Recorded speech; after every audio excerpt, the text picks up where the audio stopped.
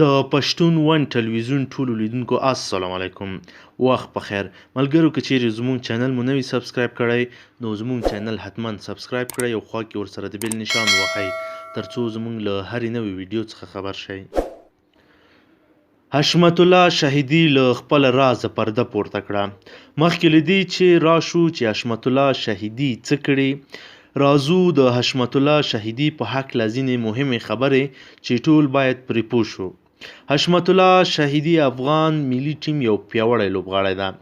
حشمت الله شهیدي په هر فارمټ کې خصوصا په ون ډے فارمټ کې ډېره ښه پرفارمنس کړی او هیواد ته ډېرې لاسته راوړنې لري. د حشمت الله شهیدي ښه والی په دې کې ده چې دی ښه سټې کوي او بالونه په ډېر ښه او پروفیشنل انداز لوبوي چې د نړیوالو پام یې هم ځان ته راړولی ده. او د حشمت الله شهیدي نه په ورلډ کپ کې ډېره تمه کیږي چې دی باید مهم رول ولوبوي او په مهم آرډر کې هم ده.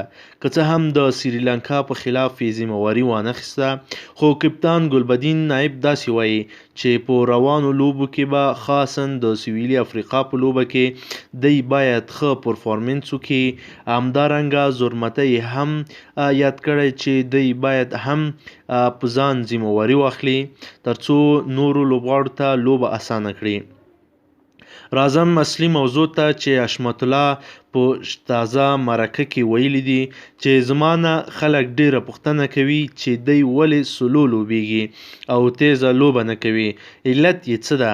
حشمت الله شهیدي داسې وایي چې زه ځکه سلو لوبه کومه کله چې ځکه ماته پلان راکول کیږي چې زه باید ټول اورونه ولوبوم او سلو لوبه وکړم چې دا یوه غټه ذمهواري ده چې باید زه ادا کړم. رښتیا هم موږ حشمت الله شهیدي غوندې لوبغاړو ته ډېر زیات ضرورت لرو او دی هم موږ ته ډېر مؤثره تمام شوی ده.